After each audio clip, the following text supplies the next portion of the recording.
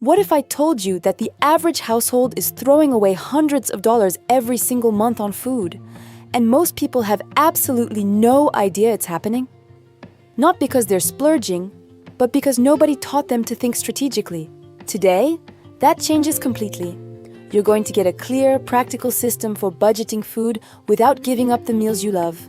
I'll share how Lisa managed to free up $200 a month just by rethinking her approach. This will change how you eat. Food is typically the third largest household expense. Unlike rent, your grocery bill is flexible.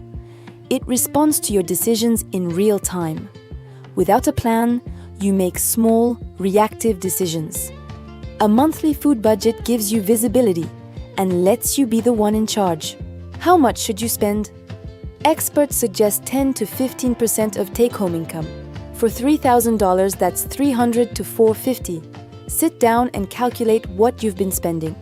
Categorize everything: groceries, restaurants, and delivery apps. What you discover might be uncomfortable but clarifying. When Lisa started tracking, she was spending $600. By meal planning on Sundays, she dropped that to under $400. Plan simple meals for busy nights and save involved recipes for weekends. Build your grocery list directly from that plan, not the other way around. Never shop hungry. Hunger turns a focused trip into an impulse adventure. Learn the layout of your store and stick to the perimeter. Embrace store brands. In most cases, the generic version is functionally identical. You're often paying for packaging and marketing, not quality. Buy staples like rice, oats, and lentils in bulk. These are excellent purchases that save money. Perishables? Not so much, unless you have a plan. Batch cooking is underrated. Dedicate a few hours to cooking larger quantities. This reduces the temptation to order food when you're tired. Practice zero-waste cooking. Vegetable scraps can become broth. Slightly overripe fruit can become smoothies.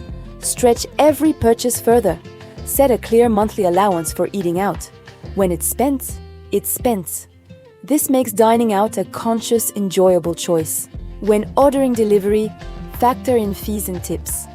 That $15 meal can easily become $30. Be aware of the real cost. Your budget needs to breathe. Build flexibility into your system. Keep a small buffer for unexpected expenses or price increases. The only thing left is to start. Pick one chapter and implement just that one piece this week. One smart decision at a time. If this video gave you value, hit that like button and subscribe. Drop a comment below telling me which tip you're trying first.